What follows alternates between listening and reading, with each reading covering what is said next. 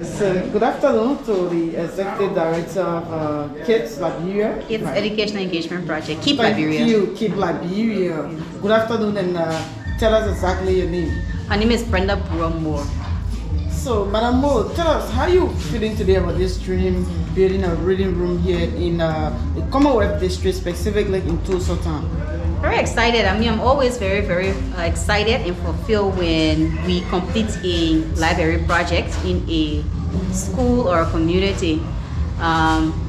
Reading, sharing the joy and passion for reading is something that I live for, and so having the opportunity to provide that to children many miles away from the capital city is something that always brings me joy.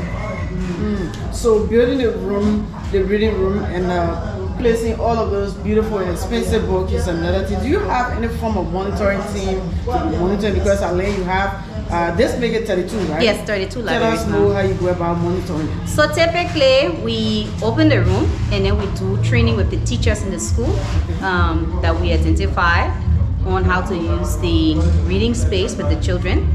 We have a ledger, so the school will identify one person who will be the focal point for our reading activities here. And then we do monthly monitoring, so that different metrics that we set with the school on deliverables we expect to hear from them. So things like how many books the children read, how many children access the room.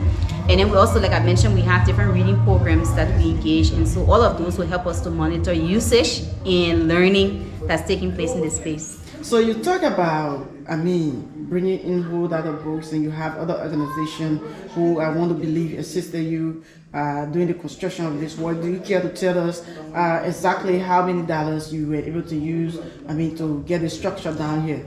So excluding the cost of the books, just the actual physical construction, it costs us $10,500 to construct this space. That discuss the decks, the chairs, the decks, the full construction. This was spending on staying, and it was like a football field, open football field. So it was completely constructed from the ground up. So that means you have crossed one of your dreams here in Green Cape County. Let's talk about the training that you're about to undertake for those teachers. How many teachers you think going to be assigned in each of the reading room you have in Cape Mount? So like I mentioned, the school will identify a focal person. And then the school will also let us know which teachers that we should be working with. So typically we do an assessment to find out how many teachers in the school. I think you heard the principal, not the principal, the township saying the school has only 2 teachers that are being paid by the Ministry of Education. So we need to find out how many volunteer teachers they also have, how many are doing reading lessons with the students, and then we'll start working from there. I overhear you talking about VSLA. Do you also have that in some of the counties where you have your structure already? And if yes, how are they coping?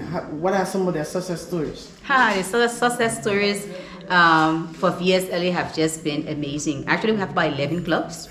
We have clubs in Maryland. We have clubs in Montserrado, Papulu. And the stories are just amazing. We have people who started maybe with just selling slippers, now having the mini stores.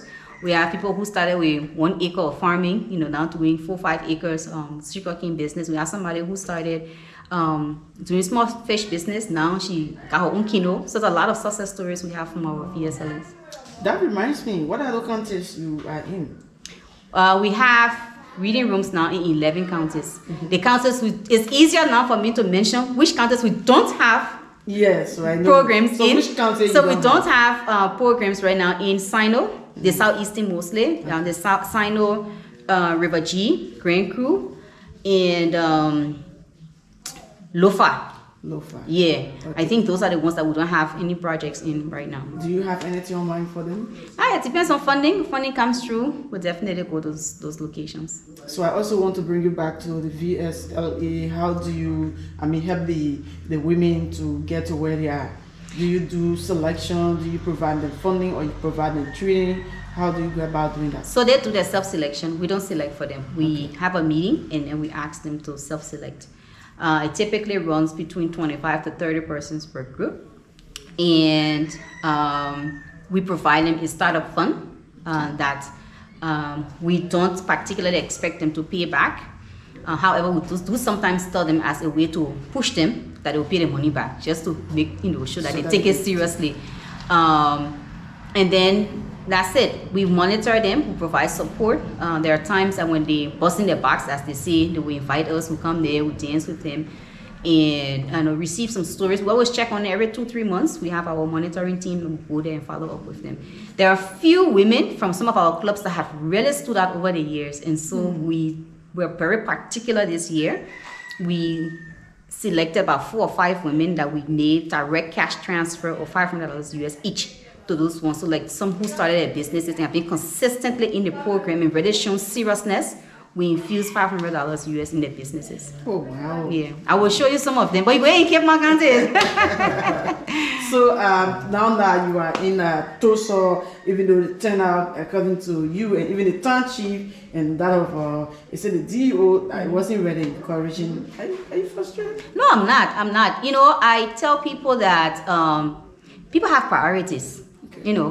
My priorities are going to my family today, not to come to the library lunch. So what do you think about the priorities of the people? It's a livelihood. Okay. That's where their livelihood is. Does not mean that they're not. You had a good attendance, maybe not as much as he would have liked, considering his population here, but that does not mean necessarily that this interest is not there. The interest may be today, our who taking place. People coming to my farm. Well, I'm going to somebody's farm today. Are we making $2,000 if I go into my coup? If I go and sit down in a place to put talking plenty, what am I getting other aid? What would I eat? Yeah, so that doesn't necessarily, because they didn't show up here as many as maybe we would have hoped, is not necessarily an indicator of interest.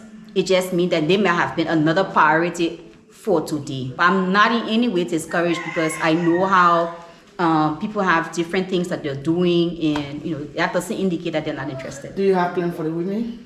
Yes, absolutely. Our model typically, when we have funds, is to establish village savings clubs where we establish our reading rooms, because we've connected economic livelihood programs with our reading. We've seen the effectiveness of our programs when we combine it with some kind of income generating activity.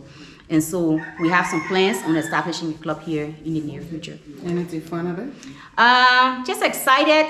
Reading is a fundamental skill that cuts across any subject. And so it's very important that we, as parents who have an interest in literacy, education, to motivate our kids to read.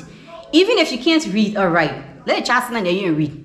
If they're lying to you, say the interest is there. Once they pick up a book and they start to flick through the book, the interest gets there. You can start asking the child questions. So what's happening here? What did the child setting on? What's happening here? Explain the thing you read. Explain the thing you're reading. So you don't have necessarily people to read, but that your interest in reading motivates the child to also have an interest in reading. Thank you so much. Thank you too. Yeah, so basically she's asked the questions, but then you spoke about the VSLA and other programs that you're running, but the key factor to run any program is money. Mm-hmm. So what do you have to say to people out there who probably might be interested in being supporting our work? Thank you so much. So KEEP is an organic organization that constantly is raising money to our work. So if you even look on the wall there, you see that we have over 20 partners that joined us to make this happen. We're always happy to receive cash donations from people, checks, books, snacks, because a part of the reading sessions, we give the kids snacks. Okay. So if you can't give us cash, but you got one carton of biscuit, give it to us. We'll need it. If you got juice, give it to us. If you have gas slip, it will help us to motivate those who also volunteering with us, etc. If you would like to donate, you're in Liberia, you can call on 0777-510-731. We have our mobile money account. You can donate to us. 0886-510-731. If you're in the US, we are also a 501c3 registered organization, and so your donation can have a tax write-off. You can donate to us through Zelle or PayPal at donation@keeplib.org. Those are all ways people can donate to support our work. All right, so thank you so much for the time. Thank you. And we hope that your works keep impacting Liberia. Thank you.